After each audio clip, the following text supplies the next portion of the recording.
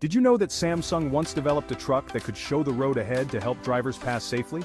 But first, follow us for more curiosities. It was called the Samsung Safety Truck.